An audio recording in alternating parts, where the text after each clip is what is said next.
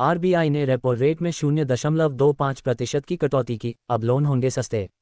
भारतीय reserve bank की monetary policy committee MPC की बैठक में आज एक बड़ा फैसला लिया गया। केंद्रीय बैंक ने रेपो रेट में 0.25% यानी 25 बेसिस पॉइंट की कटौती की घोषणा कर दी है। इस फैसले के बाद नया रेपो रेट 5.50% से घटकर 5.25% पर आ गया है। बैंक की ओर से की गई इस घोषणा का सीधा असर करोड़ों आम लोगों, नौकरी पेशा परिवारों और बिजनेस सेक्टर पर दिखाई देगा। जब भी रेपो रेट में कटौती होती है, बैंक सस्ते ब्याज पर रिजर्व बैंक से लोन लेते हैं।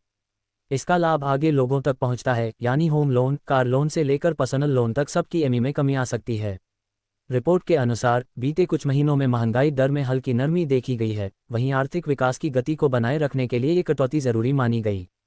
मॉनेटरी पॉलिसी कमेटी का ये कदम बाजार में मांग बढ़ाने और निवेश को प्रोत्साहित करने के उद्देश्य से भी जुड़ा है।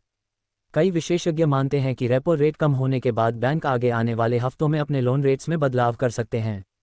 इससे घर खरीदने की सोच रहे लोगों को राहत मिलेगी और किस्त का बोझ कम होगा। ईएमआई में थोड़ी भी राहत आम उपभोक्ताओं के बजट में बड़ा अंतर पैदा कर सकती है।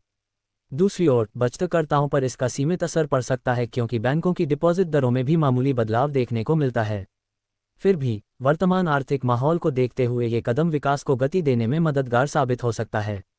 कुल मिलाकर आरबीआई के इस फैसले से उम्मीद की जा रही है कि बाजार में सकारात्मक माहौल बनेगा, लोन लेने वालों को राहत मिलेगी और उपभोक्ता खर्च बढ़ेगा, जो अर्थव्यवस्था को मजबूती देने में अहम भूमिका निभाएगा।